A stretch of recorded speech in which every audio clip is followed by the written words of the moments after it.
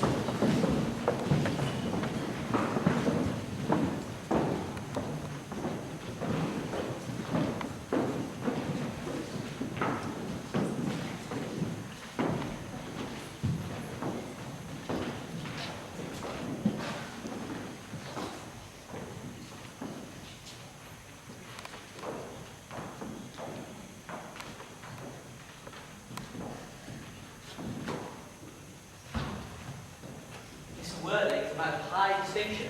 It's a great privilege to meet him. I was just saying what a pleasant party you've asked us to meet. You have a wonderful power selection. It's quite a gift. He certainly has a wonderful faculty for remembering people's names, but forgetting their faces. I was in high hopes of marrying Lady Kelso, but I believe he said her family was too large. Or was it her feet? I forget which.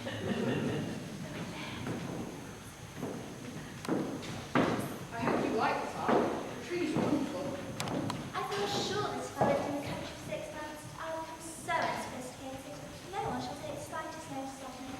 I can assure you that the countryside doesn't have much effect on one. It was from Melthorpe, which is just 2 miles from here, that Lady Melton lived with Lord Venisdale. Poor Lord Melton died 3 days afterwards from joy. Was it gout? I do forget which.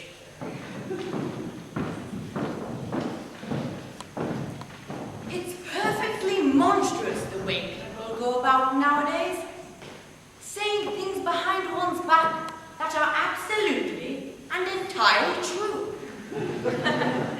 There is so much unkind scandal around today.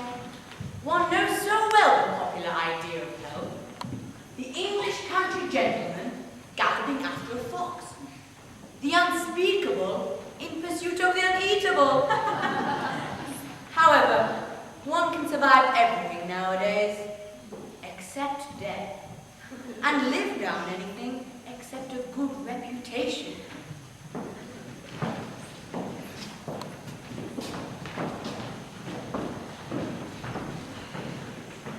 One should never trust a woman who tells one her real age. A woman who would tell one that would tell one anything.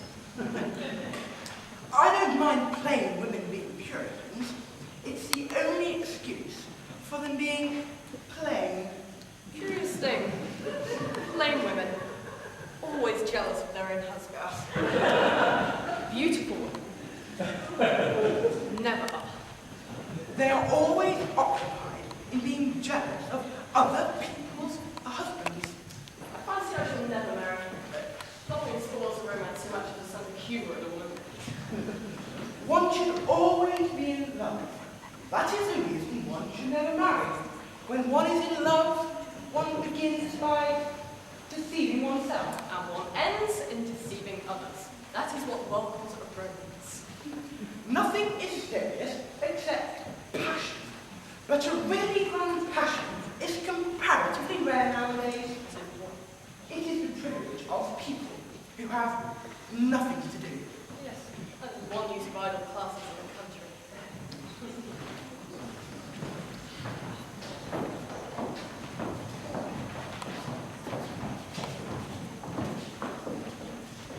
I am so sorry Miss Dorbury could not come with you today. Headache as usual, I suppose. Yes, a perfect artist. But she's happiest alone. Happiest alone.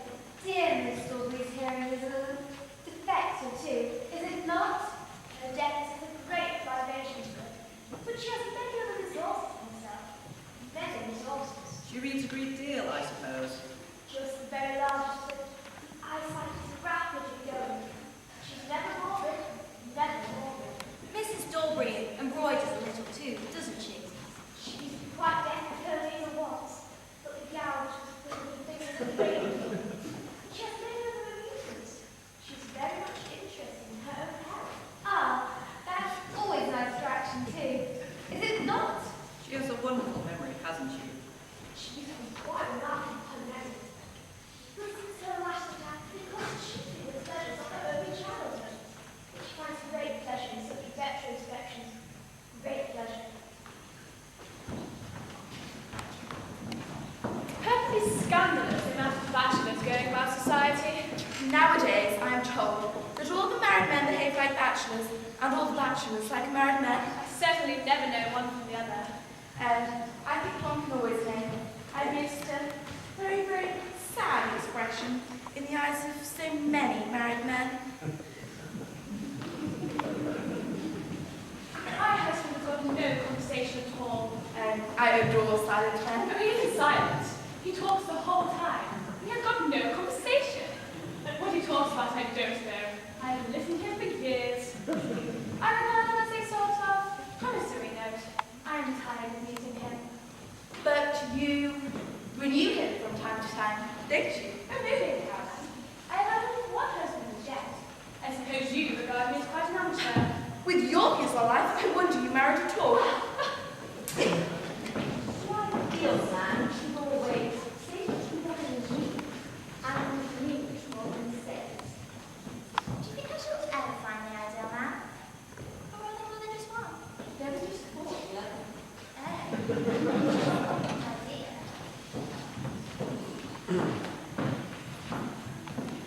A well-timed tie is the first serious step in society. It is very hard to get into society nowadays, is it not? To get into the best society nowadays, one either has to feed people, amuse people, or shock people. That is all. To be in it is merely a bore, but to be out of it is simply a tragedy. Society is a necessary thing, and women rule society. If you have not got women on your side, you are quite over. You might just as well be a barrister, a stockbroker, or a journalist all at once. But it is very difficult to understand women, is it not? You should not try to understand women. Women are pictures. Women are very clever, aren't they? One should always tell them so.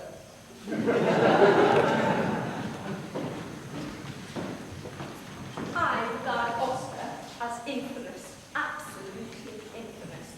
But I'm bound to state that he is excellent company, and that he has one of the best cooks in London. And after a good dinner, one can forgive anybody, even one's own relations. One should never take sides in anything.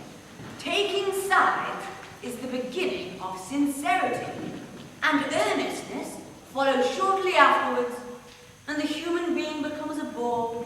The secret of life is never to have emotion and unbecoming.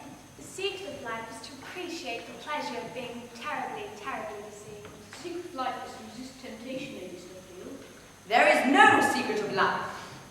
Life's aim, if it has one, is simply to always be looking for temptations. I can resist everything except temptation. But that's not nearly enough. I sometimes go through a whole day without coming across a single one. It is quite dreadful. Women should think in moderation, as they do all things in moderation. Moderation is a fatal thing, Lady Huntington. Nothing succeeds like excess. That sounds like a mild accent. I believe I'm usually right. Ladies and gentlemen, shall we?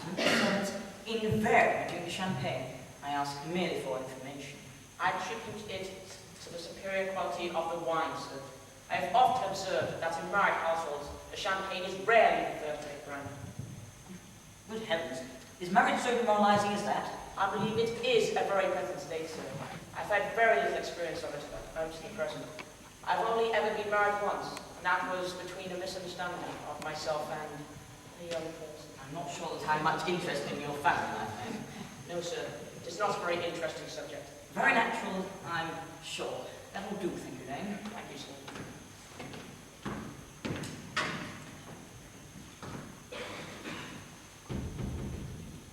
Lane's views on marriage seem somewhat lax.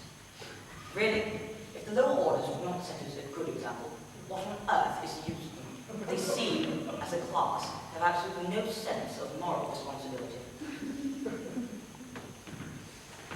Mr. Earnest Word. How are you, my dear Ernest? What brings you up to town? Oh, pleasure, pleasure. What else should bring one anyway? It's always usual, I see, Algie. I believe it is customary in good society to take slight refreshment at 5 o'clock. Where have you been since last Thursday? In the country. What on earth do you do there? When one is in town, one amuses oneself. When one is in the country, one amuses other people. It is excessively boring. And who are these people you amuse? Neighbours. You've got good neighbours in your part of Shropshire. Pretty horrid things to be qualified. How immense you must be amusing. By the way, Shropshire is your county, isn't it? Shropshire? Yes, yes. Hello. Why these extra cups? Why cucumber sandwiches? Why such reckless extravagance in one so young? Who is coming to tea? Oh, merely Uncle Gaston and Gwendolyn. How perfectly delightful. It's all very well, but I'm not quite sure Aunt Augusta will approve of your being here. May I ask why? Dear fellow, the way you flirt with Gwendolyn is perfectly disgraceful. It is almost as bad as the way Gwendolyn flirts with you. I am in love with Gwendolyn. I have come to town expressly to propose to her. I thought you said you'd come up for pleasure. I call that business. Oh, not something romantic. Oh, please don't touch the cooking sandwiches. They were ordered specially for Aunt Augusta. You have been eating them all the time. That's a very different matter. She's my aunt. I have some bread and butter. The bread and butter is for Gwendolyn. Gwendolyn is devoted to bread and butter. Very good bread and butter it is too. You needn't eat as if you're going to eat at all. You behave as if you were already married. You are not already married. And I don't think you ever will be. May I ask why? I don't give my consent. Your consent? Dear Philip, Gwendolyn is my first cousin, and before I allow you to marry her, you must scope the whole question of Cecily. Cecily? What on earth do you mean actually by Cecily? I don't know anybody by the name of Cecily. Yes, Bring me the cigarette case Mr. Worthing left in the smoking room last time he dined here. yes, Do you mean to say you've had my cigarette case all this time? I wish to goodness you would let me know. I've been writing frantic letters to Scotland Yard about it. In fact, I very nearly offered a large reward. I wish you would have one. I'm having to be more than usually hard out. No point in offering a reward now the thing is found. It's very mean of you, Ernest, I must say. However, it makes no matter, because now that I look at the inscription on the inside, I find things not short after all. Of course it's mine. You've seen me with it 100 times. But you've no right whatsoever to read what's written inside. It is a very ungentlemanly thing to read a private cigarette case. Yes, but this is not your cigarette case.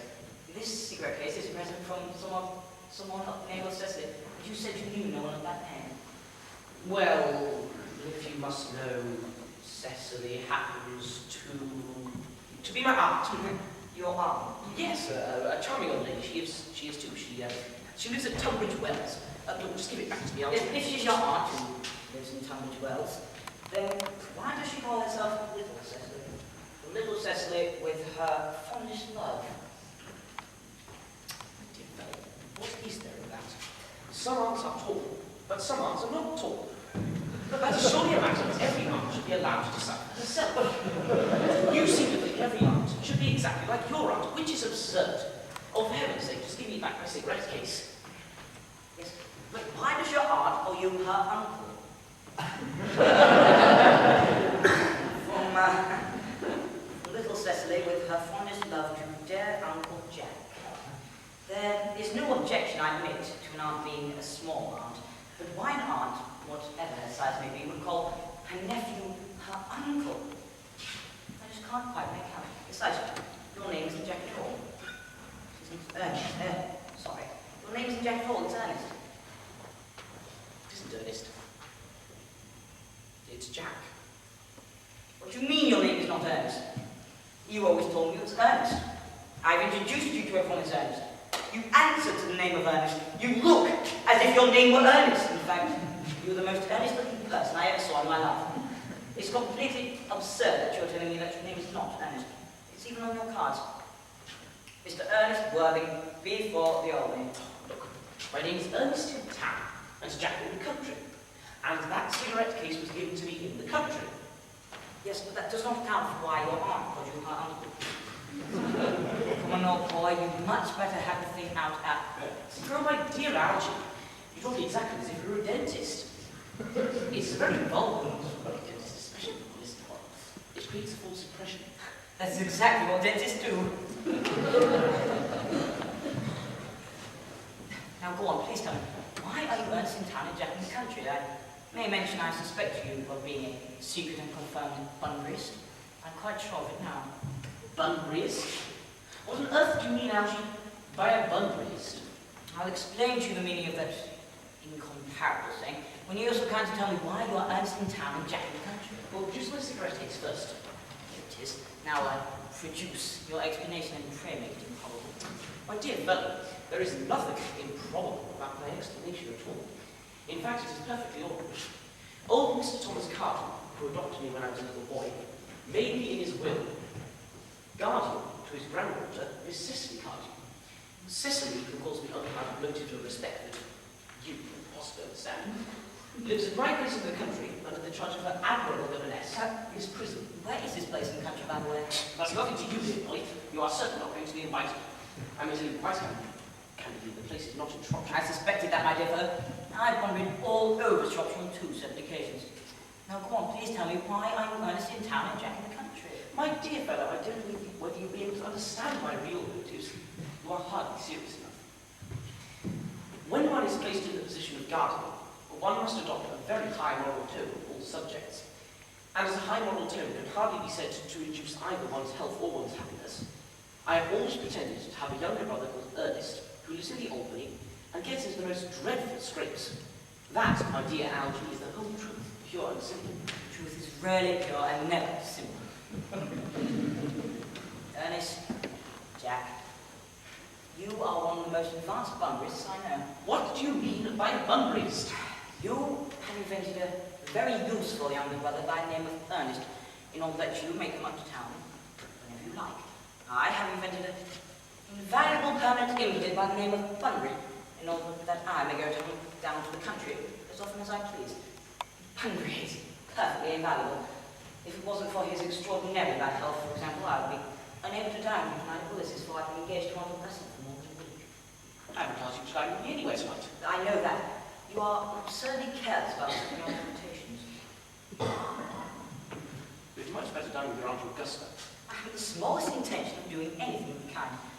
Now that I know to be a bunburyist, I naturally want to talk to you about Bunbury. I want to know the rules. I'm not a bunburyist at all. If Gwendolyn accepts me, I intend to kill off my younger brother. In fact, I think I'll kill him in any case. Cecily is becoming a little too interested in him. It's rather a bore. And I advise you to do the same with your friend, Mr. Your friend with the absurd name. Nothing will induce me to part with Bunbury. And if you ever get married, which seems to me extremely problematic, you'll be very glad to know Bunbury. A man who marries without knowing Bunbury has a very tedious time. That is nonsense. If I marry a charming girl like Gwendolyn, and she's the only girl I ever saw in my life that I would marry, I certainly won't want to know Bunbury. Then your wife will.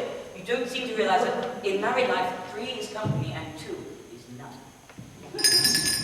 Oh, that must be Aunt Augusta. Only relatives, or indeed creditors, ever ring that Wagnerian manner.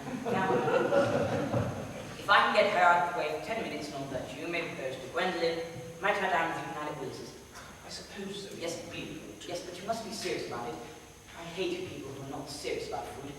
So, shut up. Lady Bracknell and Miss Fairfax. Good afternoon, dear Algernon. I think you can hardly hear me very well. I'm feeling very well, Aunt Augusta. But that is not quite the same thing. In fact, the two things very go together. Dear me, you ask. I'm always smart.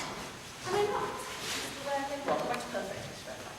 Oh, I hope that I'm not that. It would leave no room for developments.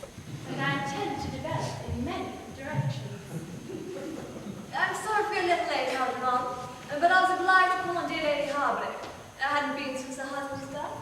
I've never seen a woman quite so altered. She looks like 20 years younger.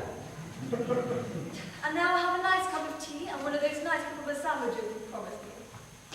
Certainly, Uncle Augusta.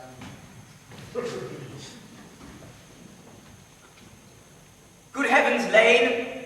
Where are the cucumber sandwiches? I ordered them specially. There were no cucumbers at the market, sir. I went down twice. No cucumbers? No, sir, not even for ready money. That will do, thank you, Lane. I'm greatly distressed, Aunt Augusta, about there being no cucumbers, not even for ready money. No, it really makes no matter, Algernon. I had some crumpets with Lady Harborough, who seems to me to be living entirely for pleasure now. I hear her hair's turned quite gold from grief. No, it certainly has changed its colour, what I, of course, cannot say. I've got a treat for you tonight, Algernon. I'm going to send you down with Mary Farquhar. Such a nice woman and so attentive to her husband. It's positively delightful to watch them. I'm afraid I shall have to pass up the pleasure of dining with you tonight, Aunt Augusta. Oh, I hope not, Algernon. It would put my table completely out. Your uncle would have to dine upstairs. Unfortunately, he is accustomed. It's a great bore, and I need not say, a terrible disappointment. But the fact is, I just received a telegram saying that my poor friend Bunbury is very ill again. They seem to think I should be with him. It is very strange. And this Mr. Bunbury, who seems to suffer from curiously bad health. Bunbury is a dreadful invalid. Well, I must say, Algernon, I think it is high time that Mr. Bunbury made up his mind whether he was going to live or to die. And the shilly shunning of the matter is absurd. I should be much obliged if you would ask this Mr. Bunbury from me to be kind enough not to have a relapse next Saturday. I rely on you for my music. It's my last reception, and one wants something that encourages conversation, and particularly at the end of the season when everyone's practically said what they had to say. Which in most cases was probably not much. I will speak to Bunbury, Aunt Augusta, if he is indeed still conscious, but I think I can promise you he'll be all right by Saturday. The music, of course, is of great difficulty. If one plays good music, people don't listen, and if one plays bad music, people don't talk. But if you'd be so kind to step into the next room with me, so I can show you the program or not, I'd be much obliged. No, thank you, Algernon. So thoughtful. French music, I cannot possibly allow. People always seem to think it is improper, and even look shocked, which is vulgar, or laugh, which is worse. And but German is a thoroughly respectable language, and indeed I believe it so. Gwendolen, you will accompany me? Certainly, Mamma.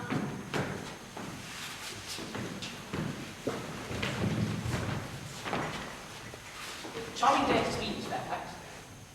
Pray, don't talk to me about the weather, Mr. Worthing.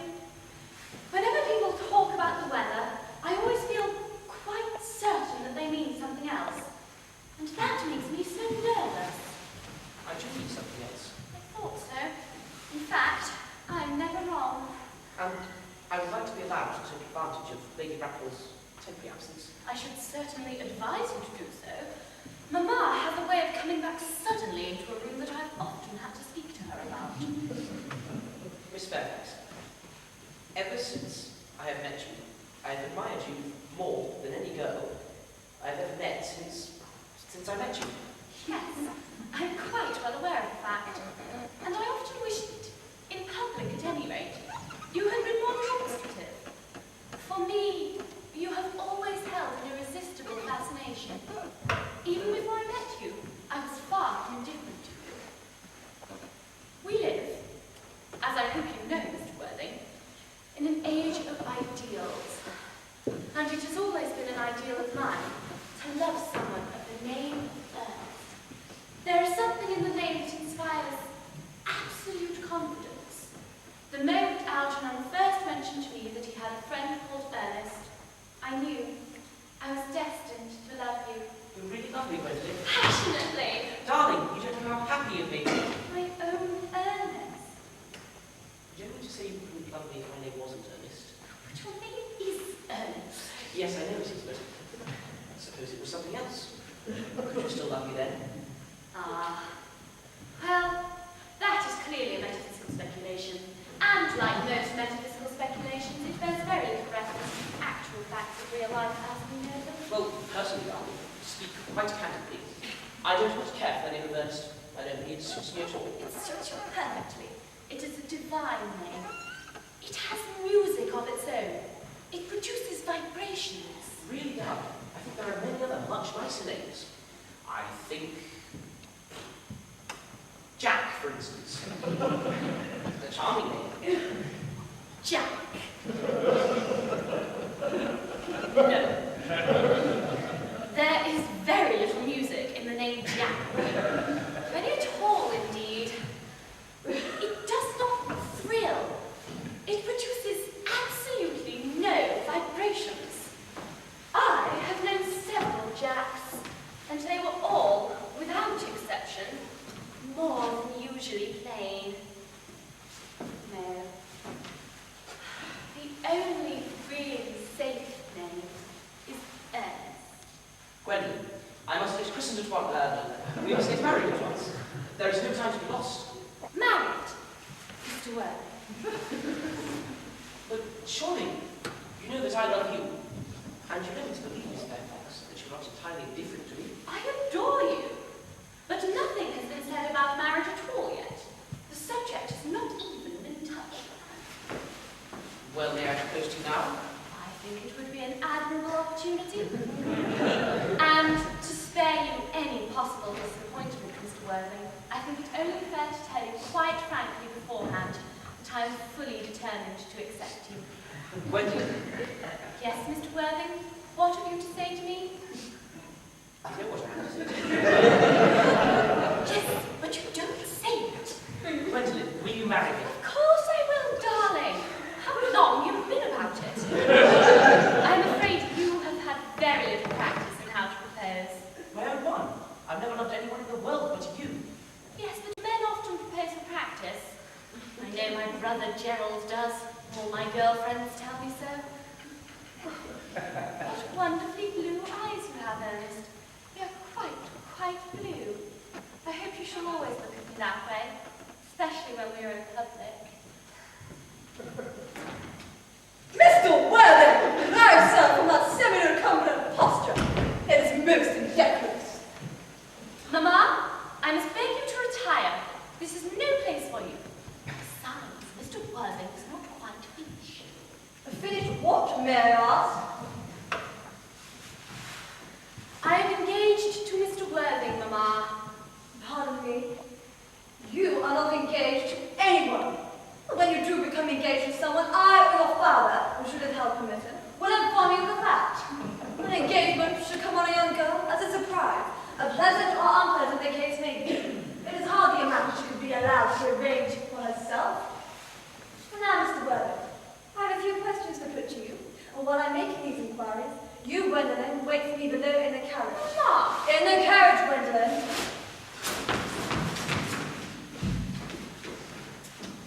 Gwendolyn, the carriage! Yes, Mamma!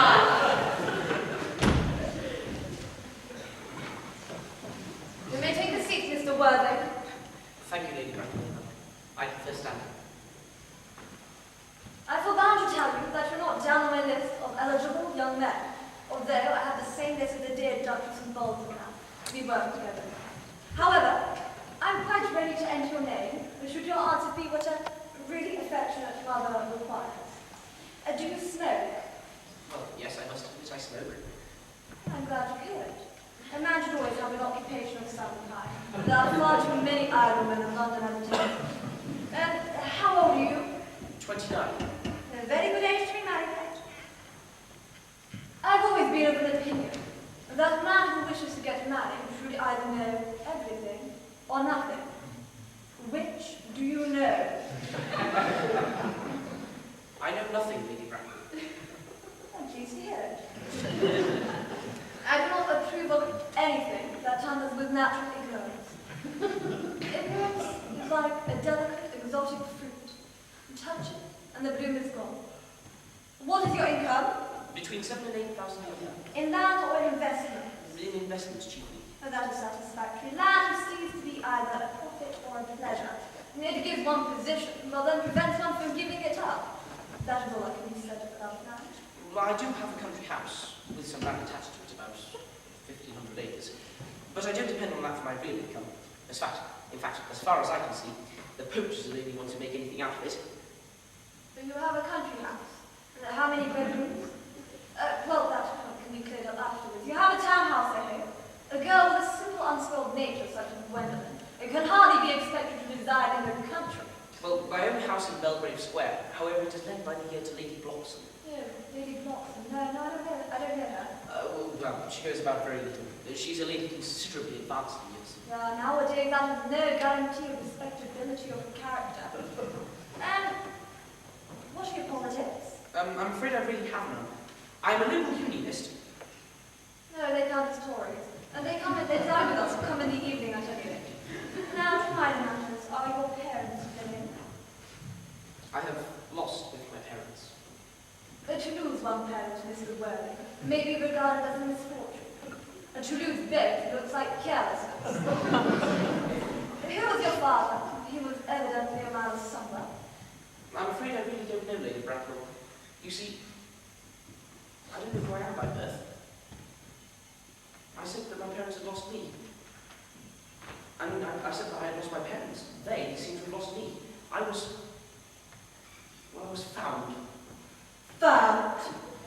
Yes. The late Mr. Thomas Cardew, a gentleman of very kindly disposition, adopted me, and he gave me the name of Worthing, because he had a first-class ticket for Worthing in his pocket. Worthing is a seaside resort. It is a place in Sussex. And where did this charitable gentleman with his first-class ticket find you? In a handbag. A handbag? Yes, Lady Bracknell. A somewhat large, capacious brown leather handbag, with handles to it. An ordinary handbag, in fact.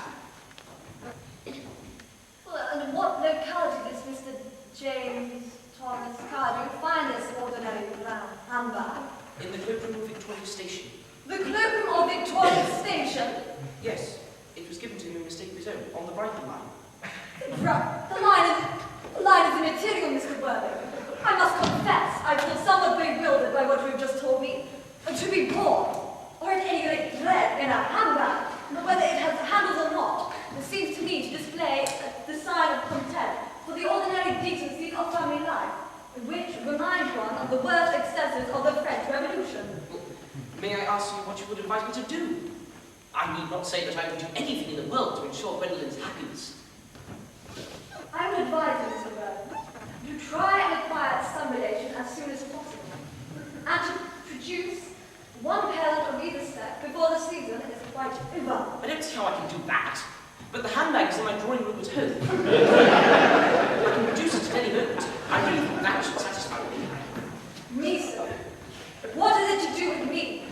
You can hardly think that I or Lord Bracknell would dream of allowing our only daughter, a girl brought up with the utmost care, to be married into a cloakroom and form an alliance with a parcel. Good day, Mr. Worthing.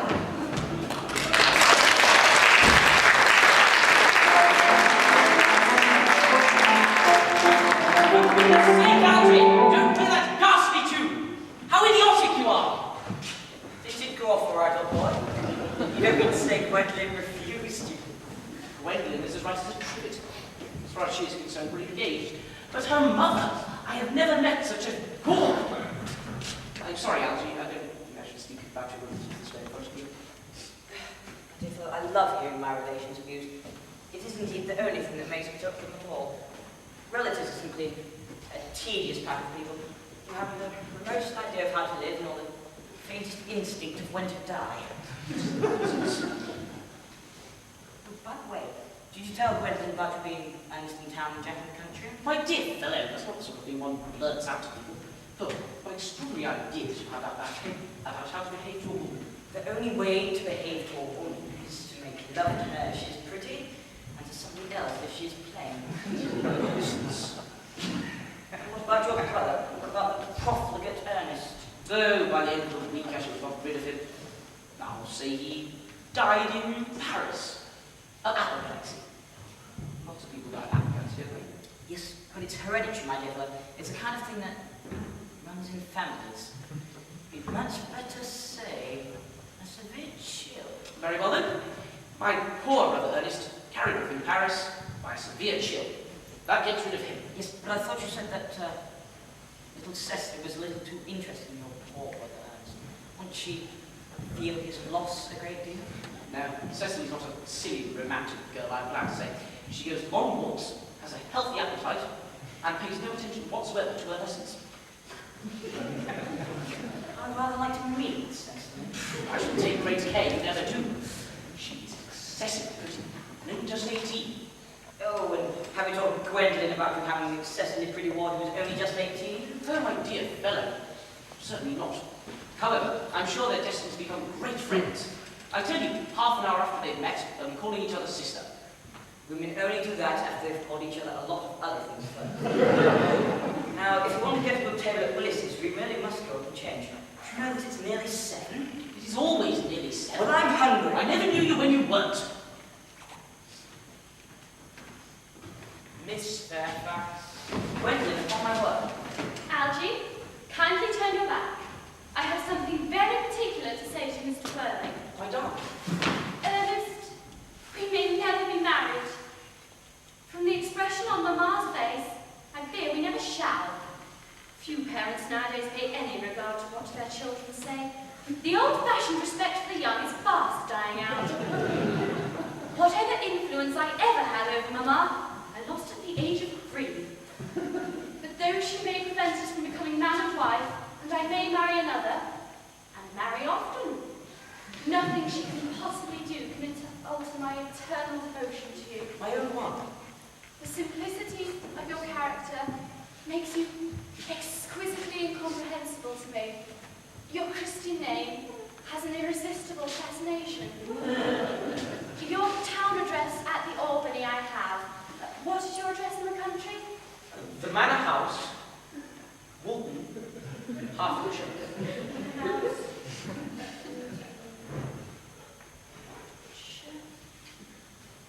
There is a good postal service, I suppose. I shall communicate with you daily. Very well. How long do you remain in town? Till Monday. Algy, you may turn round now. Thank you. I already have. You may also ring the bell. You will let me see to your carriage, my darling. Certainly. I shall show Miss Fairfax out. Yes, sir.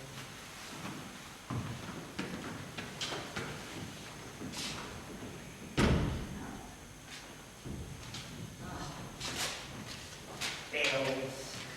War. Bills. Oh, glass of sherry, eh? Yes, Tomorrow, Lane, I think I'm going wandering. yes, sir. I perhaps will be back until Monday, so I need to pack my dress clothes, smoking jacket, all my wandering suits. Yes, sir. I hope tomorrow will be a fine day, then. It really is, sir. Lane, you are a perfect pessimist. I do my best to give satisfaction. There's a nice, sensible, refined girl. The only one I ever saw in my life that I would marry. What are you so amused about? Oh, I'm merely a little anxious about Bundy, that's all. If you're not careful, your friend Bundy will get you into a serious scrape someday. I love scrapes. They are the only things I'm never serious. That is nonsense. Algy never told anything but nonsense. Nobody ever does. This is all right. Then.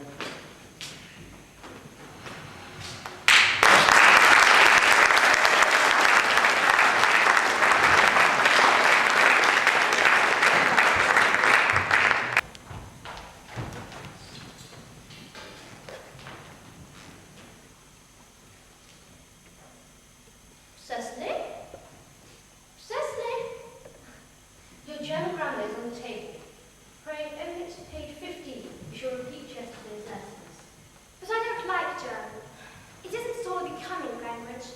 I'm a perfect about I look quite plain after my German lesson. Child, you know how anxious your guardian is to improve yourself in every way. You lay particular stress on your German as you leave town yesterday. Indeed, he always lays stress on your German as he leaves town. Dear Uncle Jack is so very serious. Sometimes he's so serious that I think he cannot be quite well.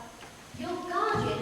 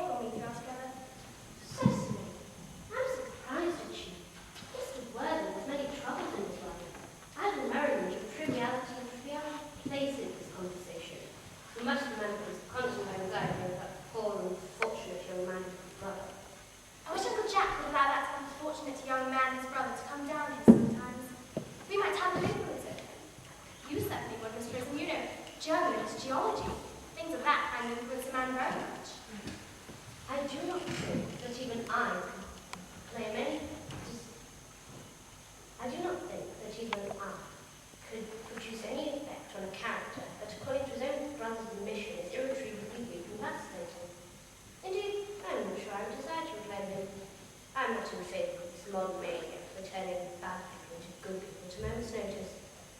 As a man sows, so shall he reap. You must put away your diary, Cecily. I really don't see why you should keep a diary at all. I keep a diary in order to enter the wonderful secrets of my life.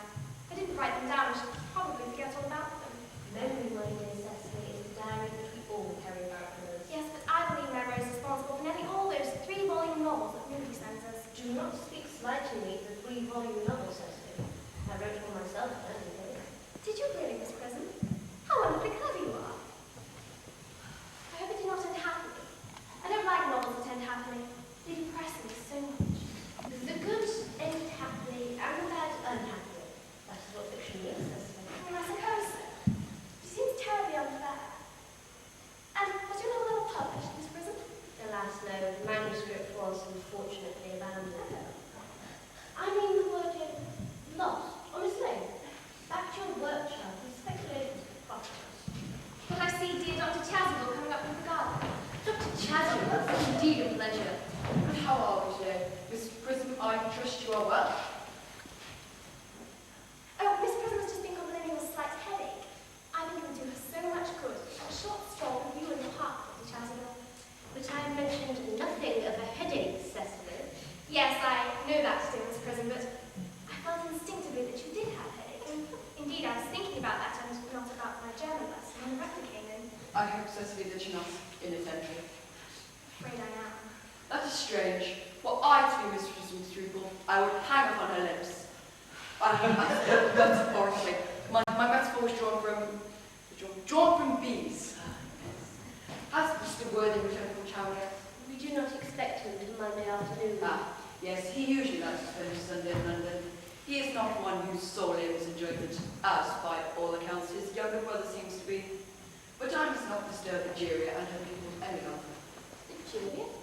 My name is Tisha, Doctor. A classical allusion, really, drawn from the pagan novels. I should see you both, no doubt, even so. I think, dear Doctor, I will have a stroll with you after all. It seems I do have a headache, and a stroll might do it good. Perfectly, perfectly. We might go as far as schools and back. That would be delightful. Cecily, you will read your political economy in my absence. The chapter on the form of rupee may omit. It is somewhat too sensational. Even these metallic problems have their melodramatic side. Horrid political economy. Horrid geography. Horrid German. Mr. Ernest Worthing has just driven over from the station. He has brought his luggage with him. Mr. Ernest Worthing. B4, the Albany, London, Dublin. Uncle Jack's brother. Does he know that Uncle Jack is in town? Yes, he seemed very much disappointed. So I mentioned that you and Miss Prism were in the garden. He said he was very anxious to speak with you privately for a moment.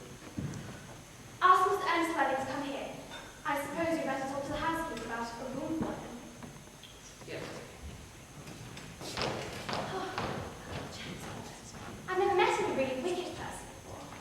I feel rather frightened. I'm so afraid that he will look just like everyone else. He does.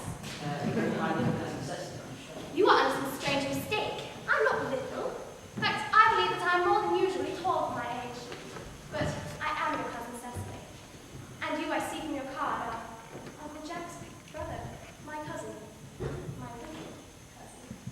Oh, I'm not really wicked, Cecily. It's not because I'm If you're not, then you have certainly been deceiving us all in a very inexcusable manner.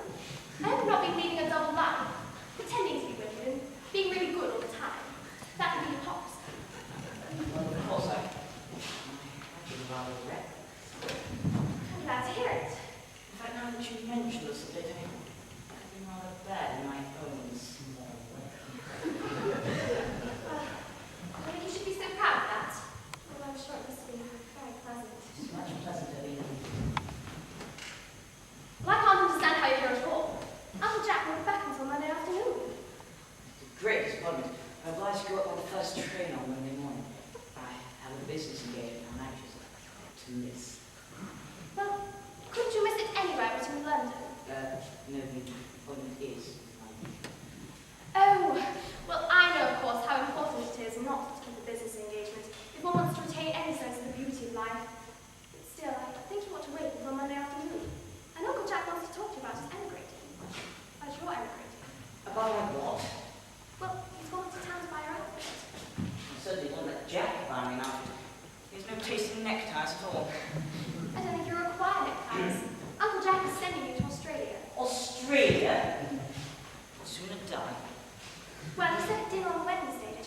too easy between this world, the next world, and Australia.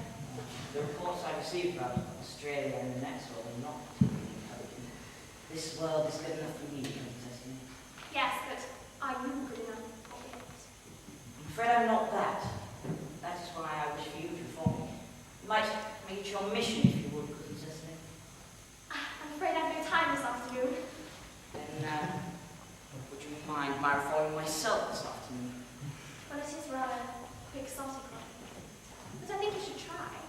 I will. In fact, I feel better already. You're looking a little worse. That is because I'm hungry.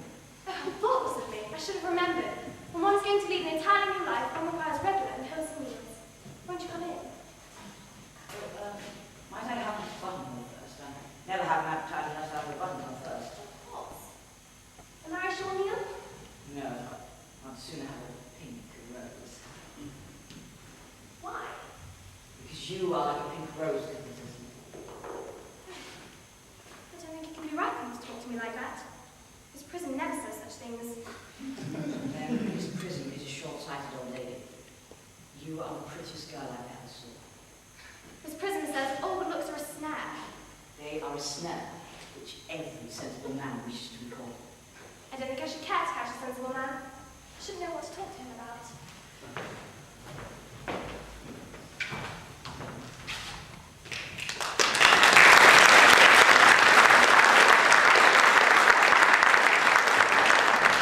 Not equally attractive when married. No married man is ever attractive, except his wife. And sometimes I find nothing to her. That depends on the intellectual sympathies of the woman. Frankness can be trusted. Maturity can be depended on. Young women look green. I spoke horticulturally. My metaphor is from fruit. But what is Cecily? Perhaps she followed us to the school.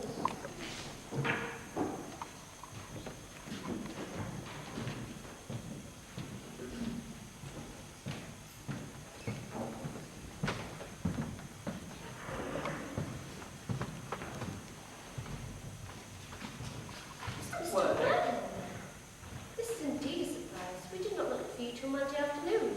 I returned sooner than I expected. Dr. Chatterton, I hope you are well. Mr. Worthing, I trust this garden of woe does not betoken some terrible calamity. My brother. More shameful debts and extravagance. Still leading his life of pleasure. Dead. Your brother Ernest, dead.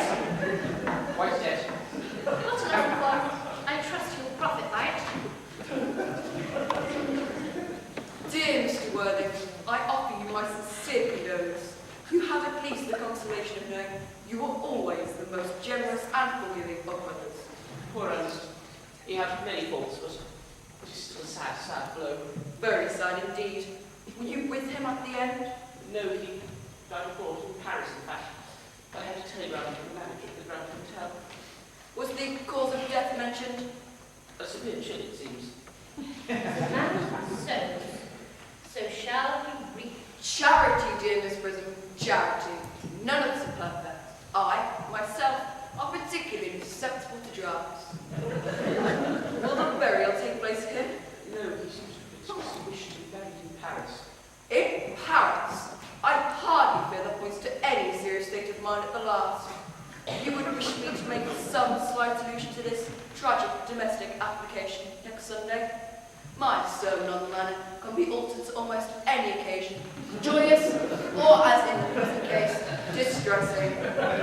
I have preached it at harvest celebrations, christenings, confirmations, days of humiliation, and festival days.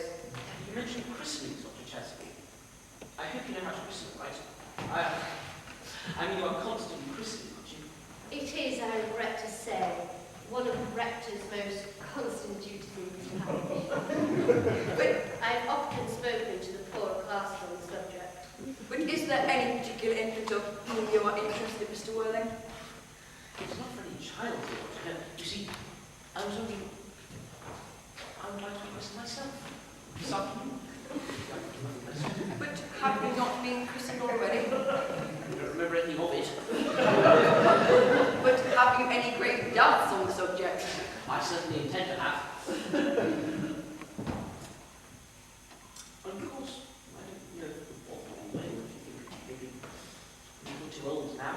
Not at all. The immersion and the sprinkling of adults is a perfectly canonical practice. Immersion? You need have absolutely no apprehension.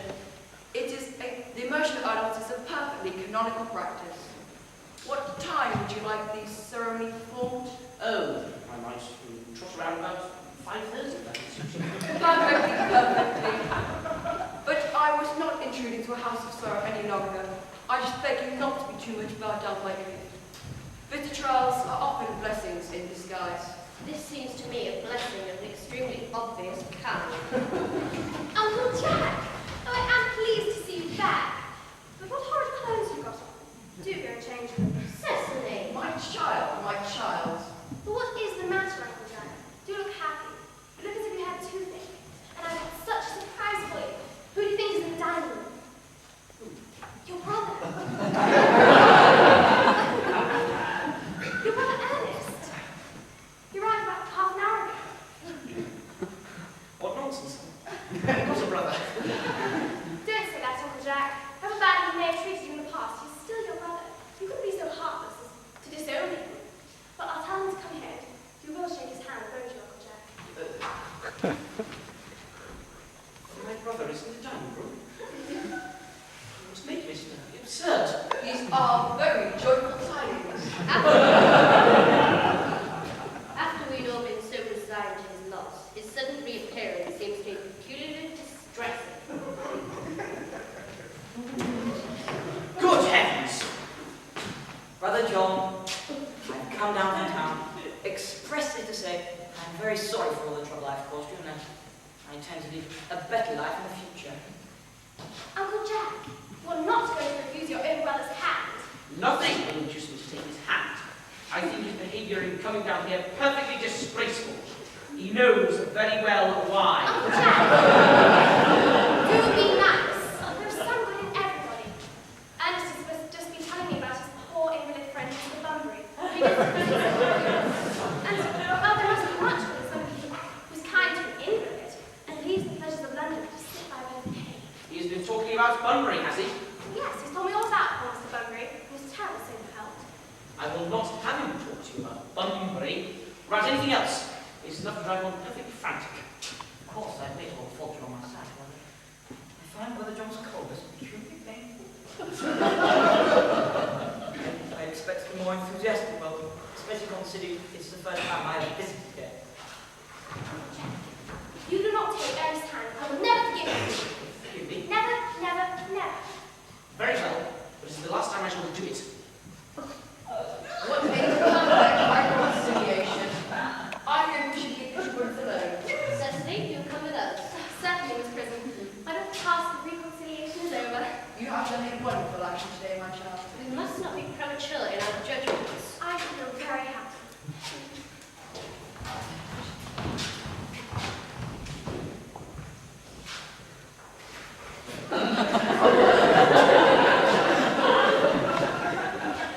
Young scoundrel, Algy! Please get out of this place at once. I do not allow Bunbury here. I've put Mr. Earnest's things in the room next to yours, sir. I suppose that's all right. What? His luggage, sir. 3 portmanteaus, a dressing case, 2 hat boxes, and a large lunch basket. I'm afraid I can't stay more than a week this time. Merriman, order the dog cart at once. Mr. Earnest has suddenly been called back to town. Yes, sir. What a fearful lie you are, Jack. I've not been called back to town at all. Oh, yes, you have. Well, I haven't heard anyone call me. Your duty as a gentleman calls you to go. My duty as a gentleman has never interfered with my pleasure in the smallest degree. I understand that. Well, Cecily is a darling. I will not have you talk about Miss Cardew in that way in front of me. I do not like it. Well, I quite don't propose. You're perfectly ridiculous and do go and change. It's perfectly childish that you are in deep mourning for a man who's actually staying a whole week in your house as a guest. You are not staying with me as a guest in my house for a week, or as anything else. You must leave by the 4:05 train, and I hope you have a pleasant journey back to town. This bumbling, as you call it, has not been a great success for you. It's been a great success. I'm in love with Cecily, and that is everything. But we'll see her before I go.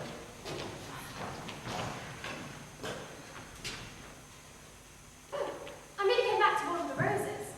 I thought you were with Uncle Jack. He's gone to order a dog cart for me. Oh, is he going to take you for a nice drive? No, he's going to send me away. Then we've got to part. I'm afraid so. It's a painful part. Well, it is always painful to part with something when one has known for a very brief space of time. The absence of an old friend will offer the joy of equanimity, but in a moment of separation from anybody to whom one has just been introduced is almost unbearable. The dog cart is at the door, sir. I can wait for 5 minutes. Yes. Cecily, I hope I shall not offend you for saying quite openly and frankly that you seem to be, in every way, the visible personification of absolute perfection. Well, I think your frankness does you great credit, Ernest. Well, allow me. I'll copy your remarks into my diary. Do you really keep a diary? And I'll give anything to look at it. May I? Oh, no. It is simply a collection of a very young girl's thoughts and impressions, and consequently meant for publication when it comes out in order in volume copy. Ernest, don't stop. I delight in taking from dictation. I've reached absolute perfection. You can go on, I'm quite ready for some more. Oh, don't cough, Ernest. When one is dictating, one should speak fluently, and not cough.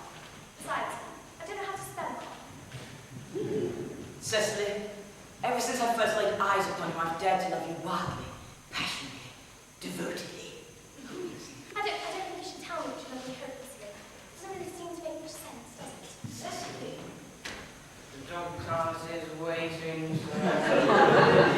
Tell it to come around next week at the same hour. Yes, sir. Uncle Jack would be very much annoyed if you were staying on until next week at the same hour. I don't care about Jack.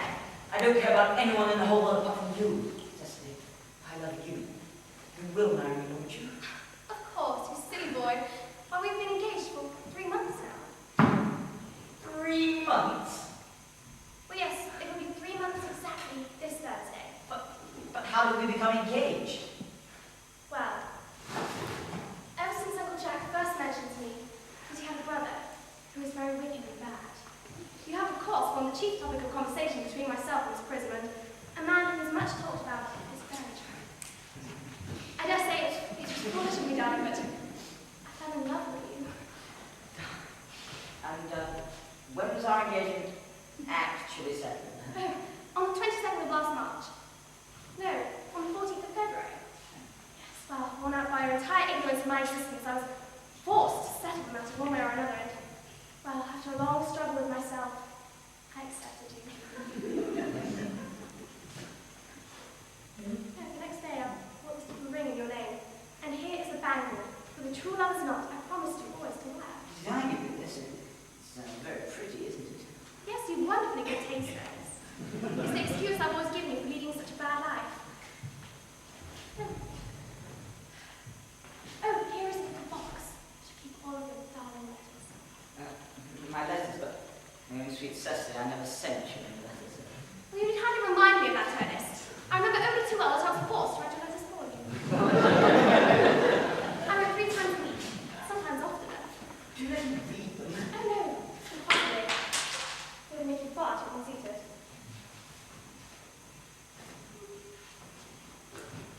You wrote me after I broke off the engagement. Oh, so beautiful, so badly spelt. Even now, I can hardly read without crying. But was our engagement ever broken off? Oh, of course it was. On the 22nd of March, yes. You can see the entry if you like. Today, I broke off my engagement with Earnest. I feel it is better to do so. The weather still continues charming. Why did you break it off? What had I done? I'd done nothing, Cecily. I'm very hurt indeed to being called off, especially when the weather's so charming. It would have hardly been a really serious engagement if it hadn't been broken off at least once. Besides, I forgave you before the week was out. Cecily, I'm perfectly Darling boy, I hope your hair falls naturally. Yes, of course, with a little help from others. I'm glad to hear it. You'll never break off our engagement again, will you? Of course not, Earnest. I don't think I could now that I've actually met you. Besides, there is, of course, a question of your name. Ah, yes, of course. Well, you mustn't laugh at me, darling, but, well, ever since I was little, it has always been a girlish dream of mine to love somebody by the name of Earnest. The name inspires absolute confidence. Don't you think? I pity any poor woman who is not married to a man by the name of Earnest. Do you mean to say you're not loving my name is not Ernest? It was some other name? What name? I don't know. Algernon, for example. Do they like me, Algernon? I don't see why you object to the name of Algernon. It's very aristocratic. But really, do you mean to say you could not love me if my name was Algie? I might respect you, Earnest. I might admire your character, but I don't think I could give you my undivided attention. Cecily, you're rector here, I suppose. Thoroughly experienced in the rites and ceremonials of the church. Well, yes, Dr. Chazzy was a very learned man. Then I must seem at once the most important the most important business. Why? I shan't be more than 20 minutes. I think it's rather hard that you leave me for so long a period as half an hour. Can't you make it like 10 minutes? I'll be back in no time. One thing Hedge was good. I like his hair so much. I must enter his proposal into my diary. Miss Fairfax has just called to see Mr. Worthing on very important business. Miss Fairfax states. Isn't Mr. Worthing in his library? Mr. Worthing headed down to the rectory some time ago. Well, ask Miss Fairfax to come here. I'm sure he won't be long. It'll bring tea. It's Miss Fairfax, I suppose one of the many elderly women associated with local Japanese philanthropic work in London. Miss Fairfax.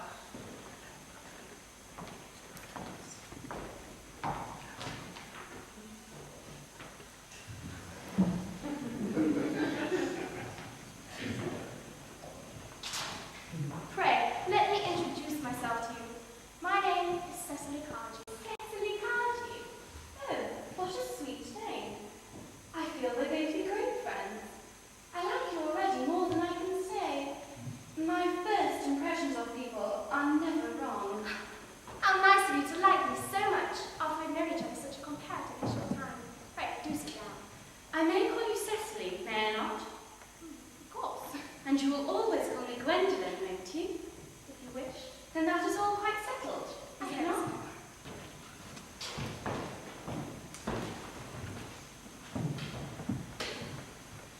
Perhaps this might be a favourable opportunity for my mentioning who I am. My father is Lord Bracknell. You have never heard of Pa, I suppose? I don't think so. Cecily, Mamma, whose views on education are remarkably strict, has brought me up to be extremely short-sighted. This is part of her system. So, do you mind my looking at you through my glasses? Of course not, Gwendolyn. I'm very fond of being looked at.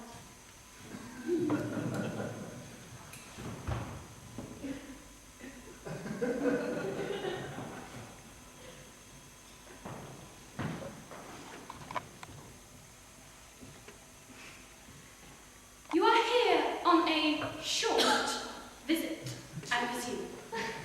Oh no, I live here. Really? Your mother, no doubt, or some other female relative of advanced years resides here also? No, I have no mother. Nor in fact any relations. Indeed. Well, my dear guardian, with the assistance of his prison, has the arduous task of looking after. Your guardian? Well, yes. I'm Mr. Worthing's ward. Oh. It is strange. He never mentioned to me that he had a ward. How secretive of him. He grows more interesting hourly. I am not sure, however, that the news inspires me with feelings of unmixed delight. I am very fond of you, Cecily. I've liked you ever since I met you. But I feel bound to state that now I know you are Mr.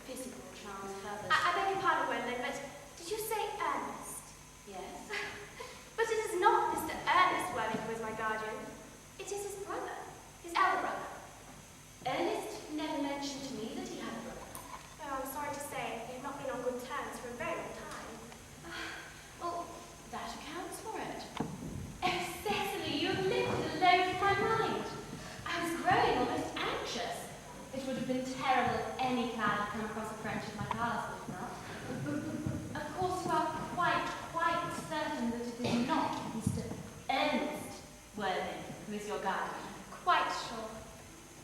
In fact, well, I'm going to be his. I beg your pardon? Gwendolyn, there is no reason why I should make a secret of it to you. Our little country newspaper is sure to chronicle the fact by next week. Mr. Ernest Worthing and I are engaged to be married. My darling Cecily, I feel there must be some slight error. Mr. Ernest Worthing is engaged to me. The announcement will appear in the Morning Post on Saturday at the latest. I think there must be some mistake, Miss Fairfax. Ernest proposed to me exactly 5 minutes ago. You can see the entry if you like.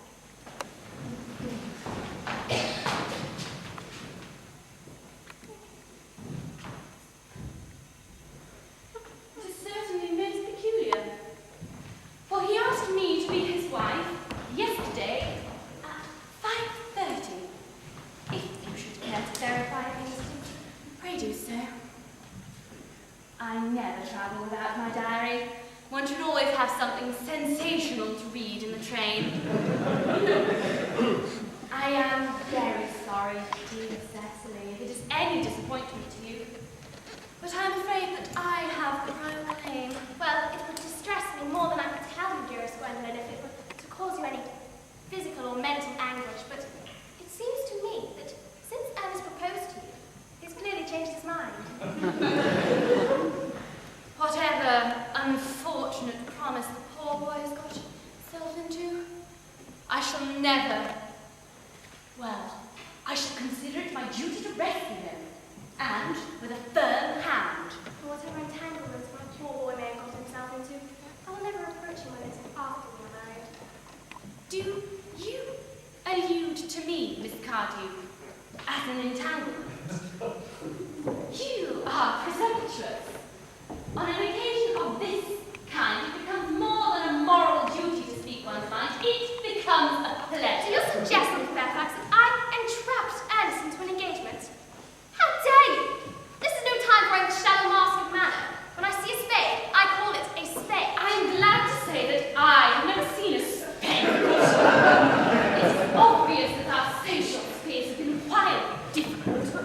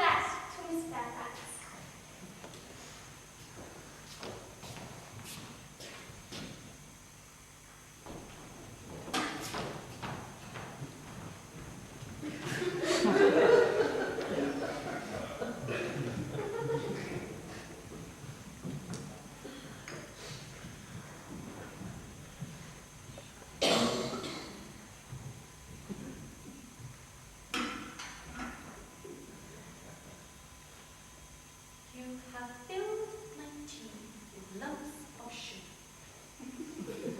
Though I asked most distinctly for bread and butter, you have given me cake. I am known for the gentleness of my disposition and the extraordinary sweetness of my nature. But I warn you, Miss Cardew, you may go too far. To save my poor, innocent, trusting boy from the machinations of any other woman, there are no lengths to which I would not go. From the moment I saw you, I distrusted you. I felt that you were false and deceitful. I am never deceived in such matters. My first impressions of people are invariably right. It seems to me, Miss Fairfax, that I am trespassing on your valuable time. No doubt you have many other calls of a similar nature to make in the neighbourhood. Ernest! My own Ernest! Darling. A moment. May I ask if you're engaged to be married to this young lady? To dear little Cecily? Of course not. What put such an idea into your pretty little head? Thank you. You may. There must have been some slight mistake.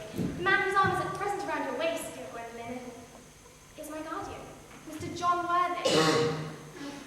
Beg your pardon? This is Uncle Jack. Jack! Here is Ernest. My own love. A moment. May I ask? I'm engaged to be married to this young lady. What? Good heavens! Gwendolyn! Yes, to to Gwendolyn. Of course not. What could have put such an idea into your pretty little Thank you, May. I felt there must be some slight error, Miss Cardew. The gentleman who is now embracing you is my cousin, Mr. Algernon Moncrief. Algernon Moncrief! Oh! Are you called Algernon? I cannot deny it. Is your name really John? I could deny it if I liked. I could deny anything if I liked. But my name is John. It's been John for years. A gross deception has been practiced upon both of us. Really sweet, really festive. Wrong, Gwendolyn. Will call me sister, won't Wait, there's just one question I would like to be allowed to ask my guardian. Excellent idea. Mr. Worthing, kindly answer me the following question.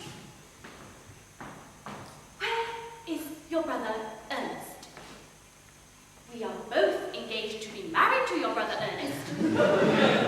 So it is a matter of some importance that we know where your brother Ernest is at present. Gwendolyn, Cecily. It is very painful for me to be forced to speak the truth.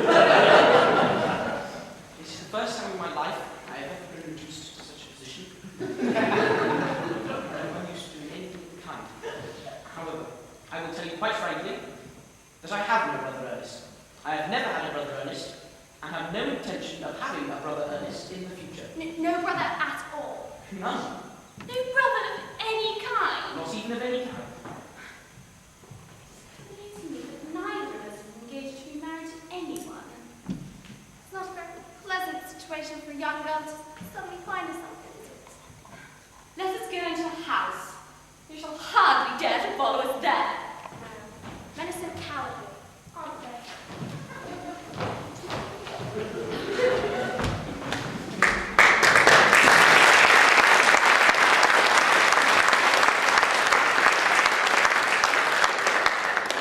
This ghastly state of affairs is what you call Bunbury, I suppose. Yes, and a perfectly wonderful Bunbury it is too. The most wonderful Bunbury I ever had in my life. Well, you have no right whatsoever to Bunbury here. That's absurd. One has the right to Bunbury wherever one chooses. Every serious Bunburyist knows that. Well, one must be serious about something if one wants to have any amusement in life. I happen to be serious about Bunbury. What you are serious about, I haven't the faintest idea. The only small satisfaction I can get from this whole wretched affair is that your friend Bunbury is quite exploded. You won't be able to come out to the country as often as you used to, dear Algie. Your brother is a little off colour, isn't he, dear Jack? You won't be able to disappear up to London so often as your wicked custom was. Not a bad thing either. And as for your conduct towards Miss Carter, you're taking sweet, innocent girl like that is perfectly inexcusable. To say nothing of the fact she is my ward. I can see no possible defense for you deceiving a brilliant, clever, thoroughly experienced young lady like Miss Fairfax, to say nothing of the fact she is my cousin. I wanted to be married to Gwendolyn, that's all. I love her. I simply want to be engaged to Cecily. I adore her. Well, there's no chance of you and Miss Cardew ever being united. Then there's not much likelihood, Jack, of you and Miss Fairfax being united. Well, that is no business of yours. If it was my business, I wouldn't talk about it anyway. It's very vulgar to talk about one's business. Only people like stockbrokers do that, and then they're just at dinner parties.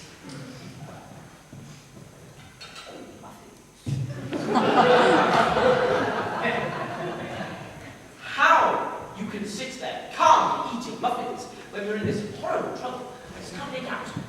Having hearts. I can't eat muffins in an agitated manner. The butter will get all over my cuffs. One must always eat muffins calmly. It is the only way to eat them. I mean, it is perfectly harmless of you to eat muffins at all under the circumstances. When I'm in trouble, eating is the only thing that consoles me. Indeed, when I'm in great trouble, as anyone who knows me intimately will tell you, I refuse everything except food and drink. At the present, I'm eating because I'm unhappy. Besides, I'm particularly fond of muffins. Well, there's no reason to eat all that. I wish you would have some tea cake. I'm not particularly fond of tea cake. Suppose a man eats his own muffins in his own garden. But you just said it was perfectly heartless to eat muffins. I said it was heartless of you to eat muffins under the circumstances. That's a very different thing. That may be, but the muffins are the same. Algy, I wish to goodness you would go. You can't possibly ask me to go without having my dinner first. It's absurd. I never go without my dinner. Nobody ever does it. Ted and some people like that. Besides, I have an engagement with Dr. Chadwell to be christened at the court this evening under the name of Earnest. Oh, my dear fellow. The sooner we give up that nonsense, the better. I myself have made arrangements with Dr. Chadwell to be christened at 5:30. And I will naturally take the name of Earnest. You see, Gwendolyn wishes.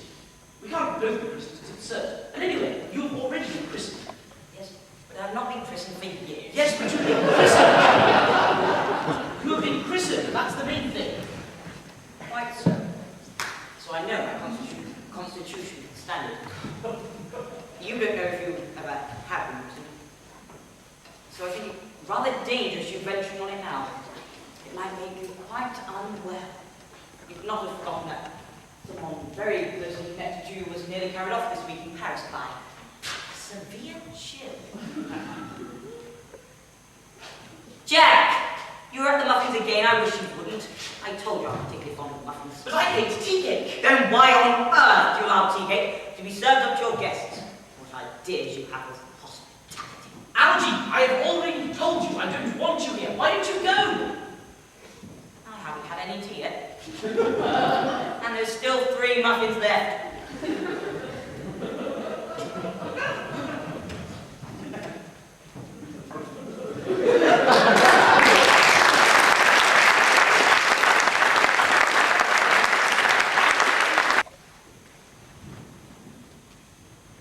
The fact that they did not follow us at once into the house, as anyone else would have done, seems to me to show they have some sense of shame left. They've been eating muffins. Well, that looks to me like repentance.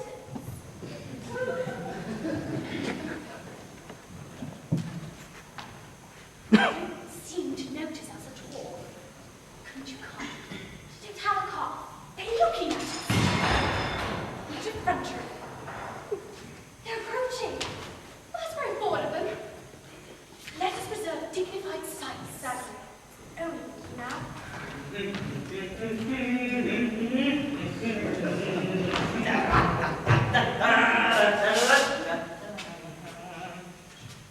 This unpleasant silence seems to produce an unpleasant effect. Most distasteful one, but we shall not be the first to succeed. Certainly not. Mr. Worthing, I have something very particular to say to you. Much depends upon your reply. Gwendolyn, your common sense is invaluable. Mr. Moncrief, kindly answer me the following question. Why did you pretend to be my guardian's brother? In order that I might have the opportunity of meeting you. Well, that certainly seems a satisfactory explanation. If you can believe him. Oh, I don't. Still, it does not affect the wonderful beauty of his answer. True, in matters of grave importance, style, not sincerity, is the vital thing. Mr. Worthing, what explanation can you give to me for pretending to have a brother?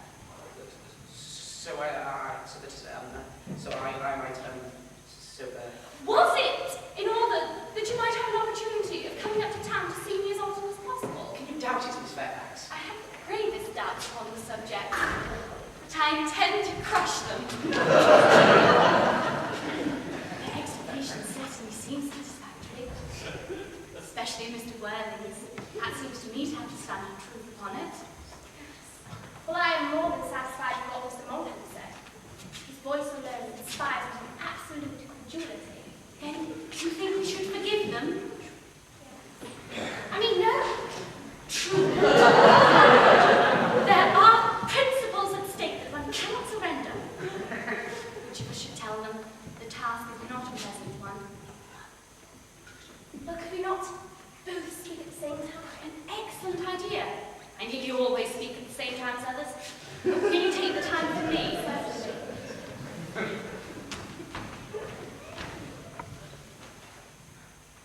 Your Christian names are still an insuperable barrier. That is all. Our Christian names? Is that all? Yes, we're going to do this afternoon. For my sake, are you prepared to do this terrible thing? I am. For me, you're willing to face this fearful ordeal. I am. How absurd to talk of the equality of the sexes. In matters of self-sacrifice, men are infinitely beyond us. We are. They have moments of physical courage that we women know nothing about. Darling! Darling! Lady Bracknell. Gwendolyn, what does this mean? Merely that I'm engaged to Mr. Worthing, Mamma. Come here. Sit down immediately. Hesitation of any kind of mental weakness in the young or physical decay in the old.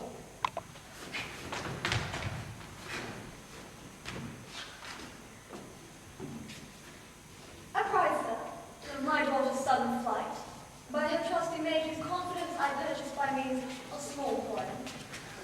I bought her at once by luggage train.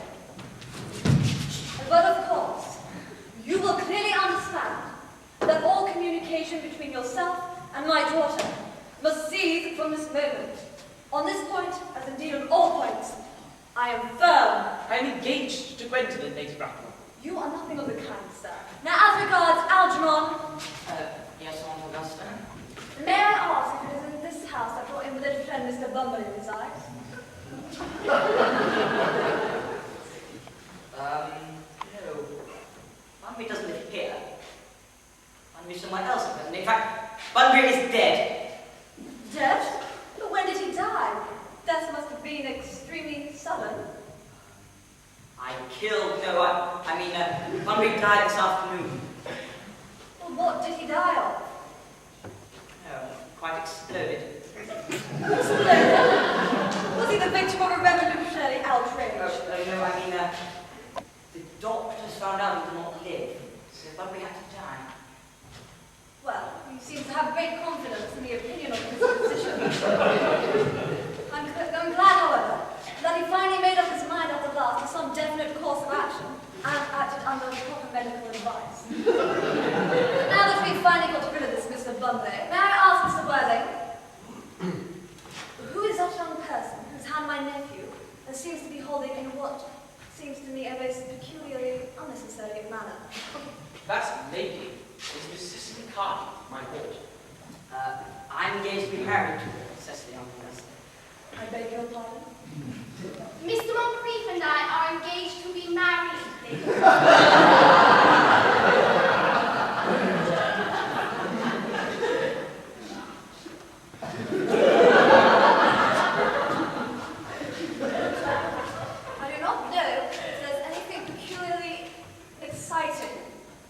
particular part of Hertfordshire. But the number of engagements that seem to go on seem to me considerably above the average which statistics have laid down for our guidance. I think some preliminary inquiry on my part would not be out of place. Mr. Worthing, is Miss Cardew at all related to any of the larger railway stations in London? I merely desire information. Until yesterday, I had no idea there were any families or persons whose origin was a terminus. Miss Cardew is the granddaughter of the late Mr. Thomas Cardew of 149 Belgrave Square, Gervais Park, Dorking, Surrey, the Spodden, Fifeshire, NB. That is satisfactory. And 3 addresses always inspires confidence, even in tradesmen. But what proof of their authenticity? I have preserved the court guides of the period they are open to your inspection, Lady Bracknell. I have no strange errors in our publication. And Miss Cardew's family solicitors are Mrs. Markby, Markby, and Markby. Markby, and Markby. Firm of the very highest position in their profession.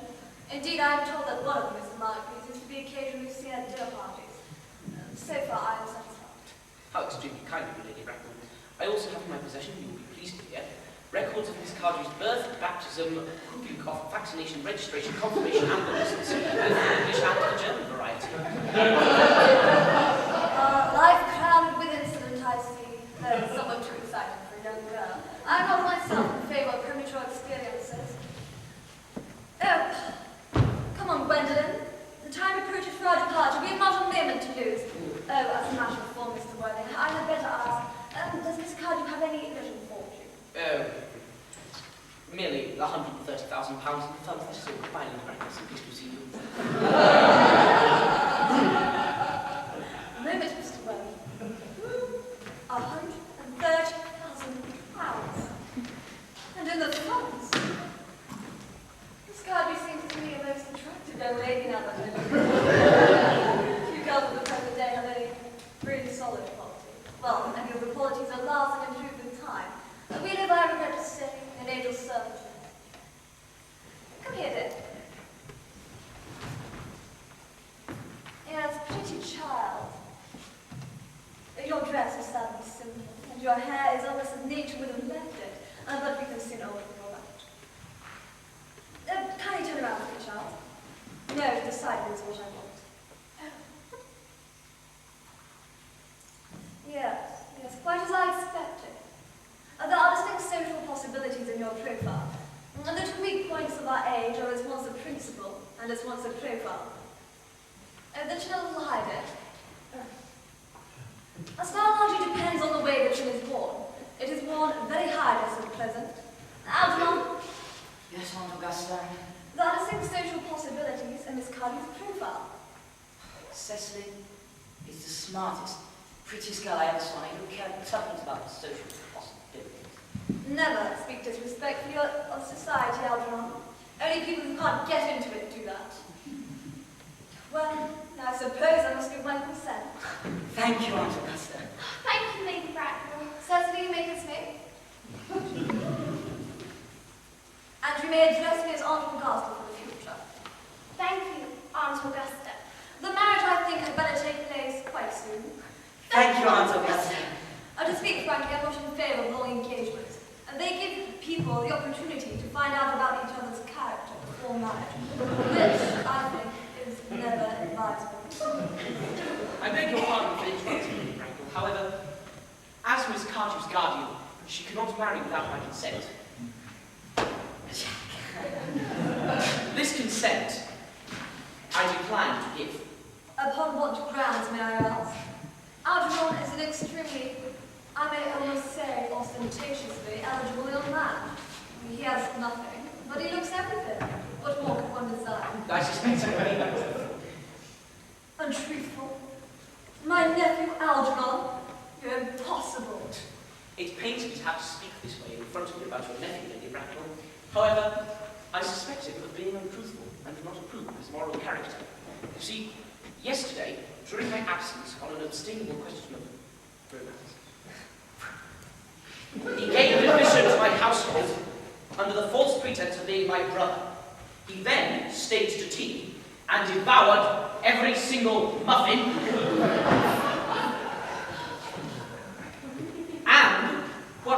conduct all the more worse is that he was aware from the first that I have no brother, that I have never had a brother, and have no intention of having a brother in the future.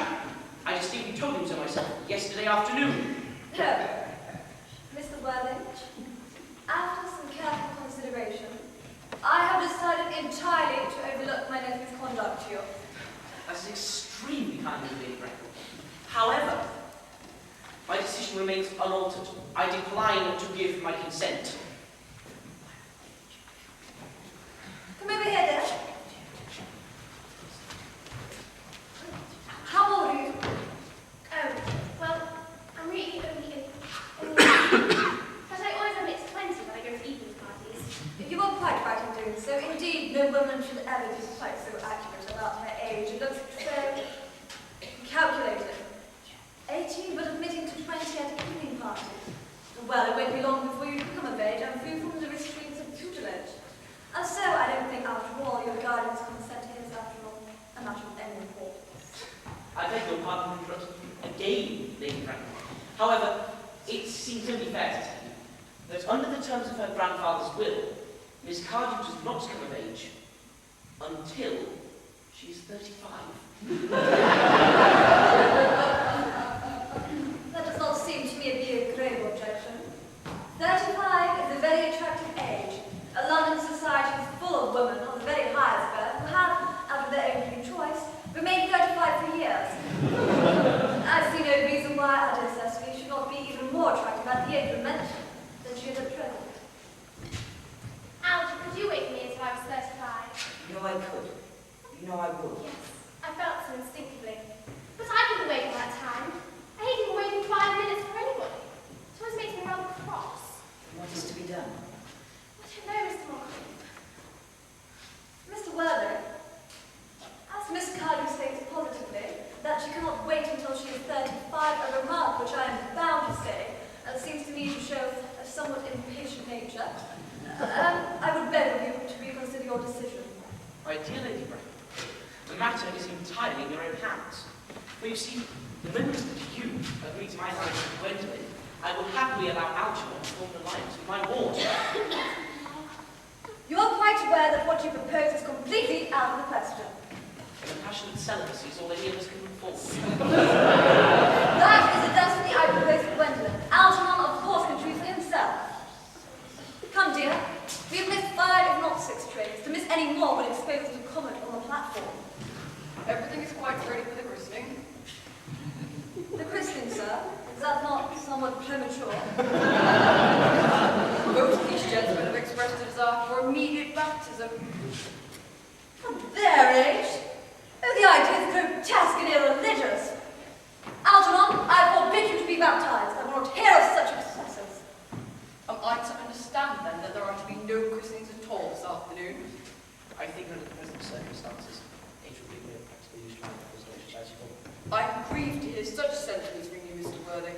Alas, I must return to the church as soon as possible, as I have just heard from the Puritan that Miss Prism has been waiting for me in the vestry for the last hour and a half. A Miss Prism? Did I hear you mention a Miss Prism? Yes, Lady Bracken. I am on my way to join her.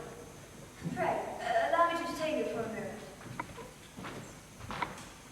Is this Miss Prism a female or repellent aspect? Probably connected with education?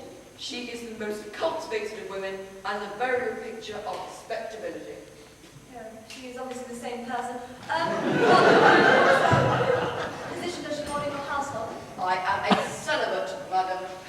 Miss Prism has long been Miss Cardew's trusted companion and governess. Yeah, in spite of what I hear of her, I must see her at once. Let her be sent for. She approaches. She is nigh. I was told you expected me in the vestry, Lady Hannah. I've been waiting there for an hour and 3/4. Prism! Come here, Prism! Prism, where is that baby? 28 years ago, Prism, you left Lord Bracknell's home in charge of a perambulator which contained a baby of the male sex. never returned. A few weeks later, after the thorough investigation of the Metropolitan Police, the perambulator was discovered at midnight, standing by itself in a remote corner of Bayswater. It contained the manuscript of a 3-volume novel with more than usually revolting sentimentality. But the baby was not there. Prism, where is that baby? Lady Bracknell, I admit with shame that I do not know. I only wish I did. The plain facts of the case are these. On the morning of the day you mentioned, one that is rather branded on my memory, I prepared as usual to take the baby out of its perambulator. I also have with me a somewhat old but capacious handbag in which I intended to place the work of fiction I have written in my few unoccupied hours. In a moment of mental abstraction for which I can never forgive myself, I placed the manuscript in the basinette and the baby in the hand.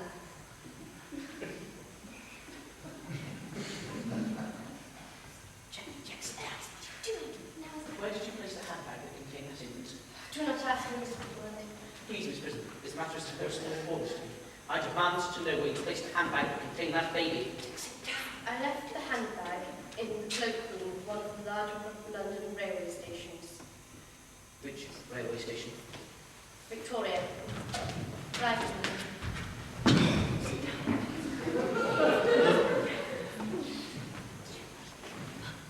I must retire to my room for a moment. Gwendolyn, wait here for me. If you're not too long, I shall wait for you all night. What do you think this all means, Lady Bracknell? I dare not even suspect Dr. Shelton. I need hardly tell you that family of high position, strange coincidences are not supposed to occur. They're hardly considered the thing. Uncle Jack seems strangely agitated. Your guardian has a very emotional nature. Well, this noise is extremely unpleasant. It has stopped. I wish you would make up his mind. The suspense is terrible. I hope it shall last. Ernest, why do you have the handbag? Miss Prison, is this the handbag? Examine it carefully before you speak. That happens that more than one life depends upon your answer. It seems to be mine. Yes. Who's the injury received in the upsetting of Gower Street omnibus in Younger and happy days. There's a stain on the lining caused by the explosion of a temperance beverage. Only the small letter cutting language. And here, on the lock, my initials. I'd forgotten that in an extravagant mood I placed it there. The bag is undoubtedly mine. Such a delight to have so unexpectedly restored to it. It's really a great inconvenience without the which is. Miss Prison, more has restored you than just this handbag. I was the baby you placed in it. You? Yes! Mother! Married? I'm married. I cannot deny that is a serious blow. But after all, who has the right to cast a stone against one who has suffered? Cannot repentance wipe out an act of folly? Why should there be one rule for men and another for women? Mother, I forgive you. Mr. Worthing, there is some slight error. There is the lady who can tell you who you really are.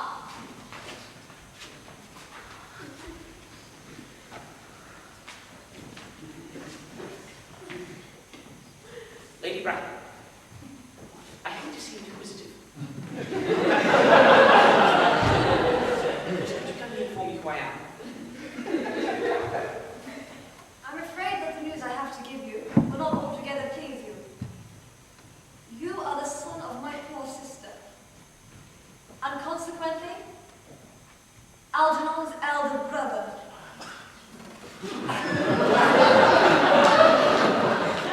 Algy's elder brother. Then I have a brother after all. Cecily, how could you ever doubt it that I had a brother? Dr. Chasuble, my unfortunate brother. Miss Prism, my unfortunate brother. Cecily, my unfortunate brother.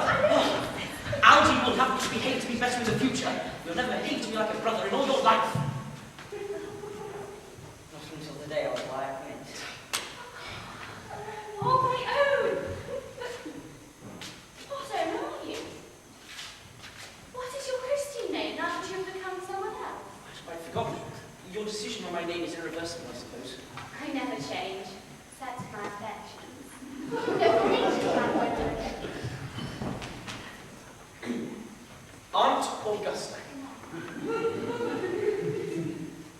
time has Miss Prism placed me in the handbag? Had I been pressing already? Every luxury that money could buy, including christenings, had been lavished on me by a fond and dirty parents. Then I was christened. That settles it. Very well. What was my name? Let me know the worst. Well, being the oldest son, you were, naturally, named after your father. Yes, but what was my father's name? I cannot at the present moment recall what the general's Christian name was, but I have no doubt he had one. Algernon, can you not recollect what our father's Christian name was? Well, hardly on speaking terms, old boy. He died before I was a year old. His name would appear in the army books of the period, I assume, Aunt Augusta. Well, the general was essentially a man of peace, except in his domestic life. And I have no doubt that he would appear in any military direction. The army lists in the last 40 years are here. These delightful records should have been my constant study. General, what ghastly names they have. Moncrief. General, yes. Christian names.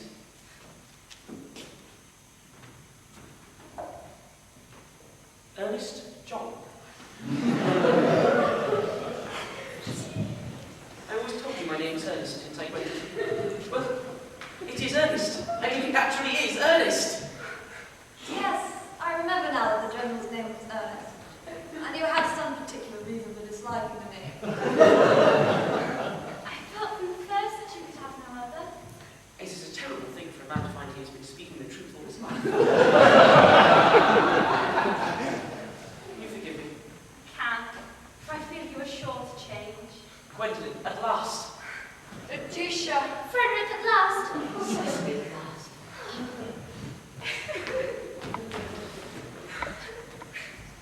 My nephew. You seem to be displaying signs of triviality. On the contrary, Aunt Augusta, I learned for the first time in my life the vital importance of being earnest.